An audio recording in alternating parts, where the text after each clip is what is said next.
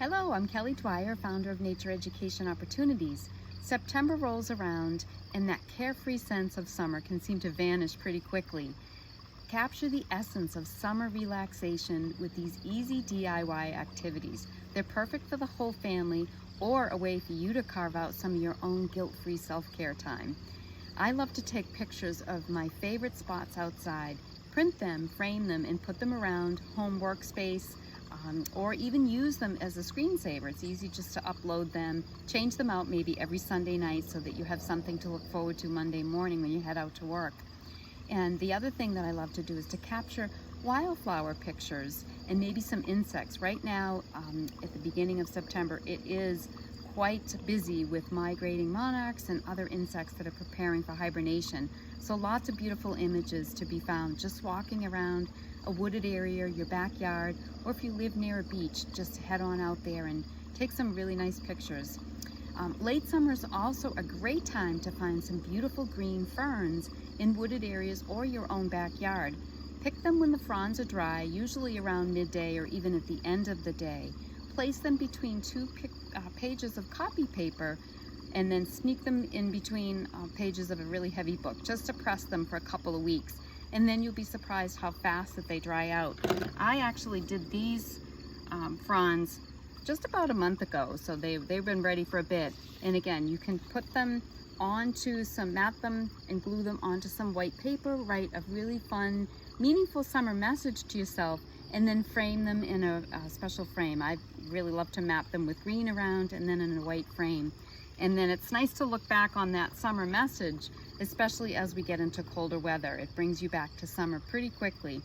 I do live in southern New Hampshire, so we're fortunate to be about a half hour from the coastline. And I love to collect sand and place it in a small bowl. And I also love to kind of pick up some interesting driftwood, some stones. And then what I do with this bowl is I'll put it on the windowsill so the sun actually will warm the sand. And then I have an instant trip back to the beach, especially as it gets a little bit colder, but the sun will get that sand nice and warm.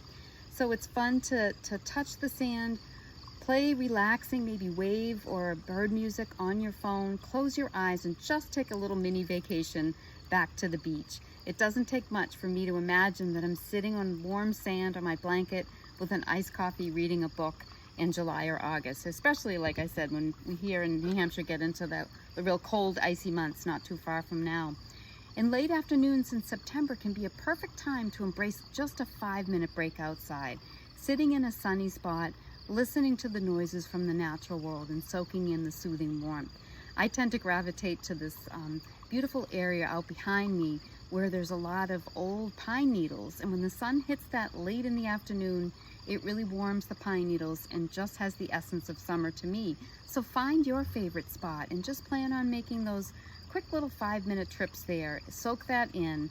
It's really important for us to use our sensory engagement so that we're creating those beautiful memories that we can retrieve very easily and bring us back to all of the joys that we had during warm summer months with lots of sunshine, lots of activity going on. And so one thing to do is to really think about this as we get into early September. Plan out a few things to get done. Put them on your to-do list so you have them ready to go as we start to get into even busier fall moments. So have fun preserving your summer and taking it with you into autumn.